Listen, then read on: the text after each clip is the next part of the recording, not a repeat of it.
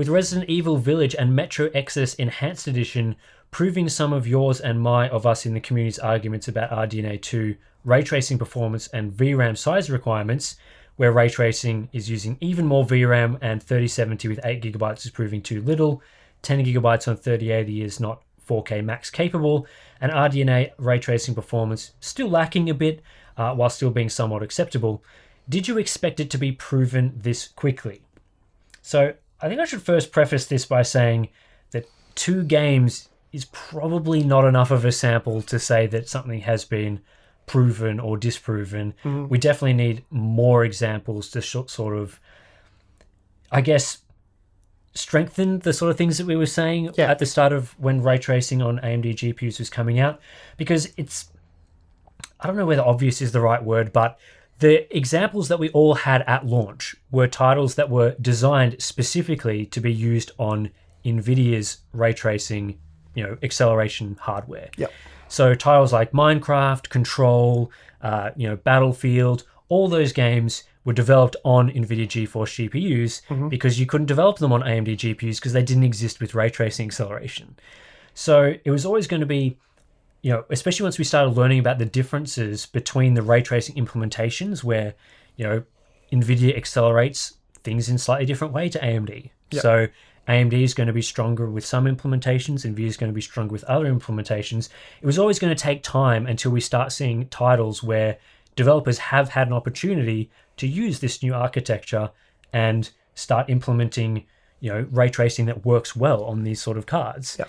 So the fact that we're now seeing Resident Evil Village and Metro Exodus Enhanced Edition performing, as you say, probably not as well as on NVIDIA GPUs, but certainly much more competitive than, say, a Minecraft, where you turn on ray tracing and performance is absolutely obliterated on AMD cards. That it was always going to be a case where something along those lines will happen. Yeah. Because we've seen it in the past with things like tessellation. Yeah, I know tessellation hardware did improve over time, but initial implementations went very crazy on tessellation because NVIDIA GPUs were really good at it, and then developers realized, well, first of all, this isn't going to run very well on AMD, but on top of that, maybe we don't need to do as much tessellation to get the level of effects that we want to show in our game. Yeah. If we're just wasting performance doing all these effects for no reason, then that's bad for everyone. So all these sorts of things are going to impact ray tracing down the line. I think being proven this quickly, I don't necessarily, as I say, I don't think it's necessarily being proven quickly, but I guess the timeline's playing out as it was likely to play out. You've got an example this quickly, let's say.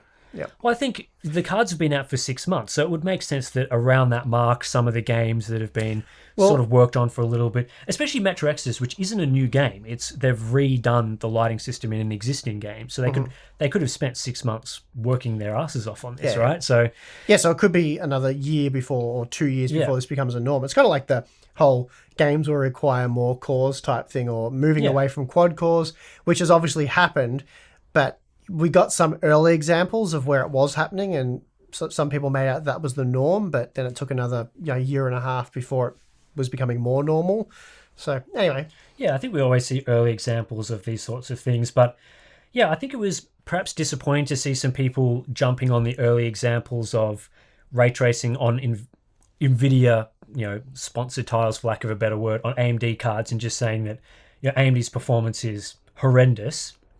Because, again, even then, we didn't have that many ray tracing games. We were making conclusions based on 4 or 5 titles that supported ray tracing at the time, which is, like we sort of said, not enough. We didn't have examples, of, let's say, a non-NVIDIA game running with like reflections, for example. A lot of the AMD games were just using shadows. There was so much to play out there that it was too early to make a conclusion about the performance, which I think we copped a bit of flack about because people wanted us to sort of say, if you use those games, then I think the way we went about it was the way to go about it. We basically said that it's not as mature for obvious reasons. And if you care about ray tracing, effects and whatnot, then buy a GeForce GPU, like Ampere or whatever. It's as simple as that. But that doesn't mean that, it's set in stone and these are always going to be much faster, in a year or two. Who knows? I mean, it was almost similar at the start of Turing with ray tracing. I mean, if you'd sort of, let's say we only ever, for the rest of time, had based our expectations on Battlefield 5, then I mean, what would our opinion have been? Very bad, because at the time that game was so new, even using Nvidia's architecture, that we didn't see the best of ray tracing in that game. I mean, your opinion of DLSS would be even more wrong. Yeah, I mean, DLSS totally changed halfway through, so that was the worst example of DLSS I think there was, wasn't it? Oh, yeah, that was very, very disappointing. So it's always about, with these new features supporting new hardware, that the earlier implementations are not going to be the best examples that we have for these cards in the future. And over the lifespan of the card, most people would use it for 3 to 4 years, you would expect some things to change and things to improve and get better. I mean, there's DirectX 12 features we haven't even seen yet, like things like mesh shaders. So what you're saying is technology improves over time? I mean, yes.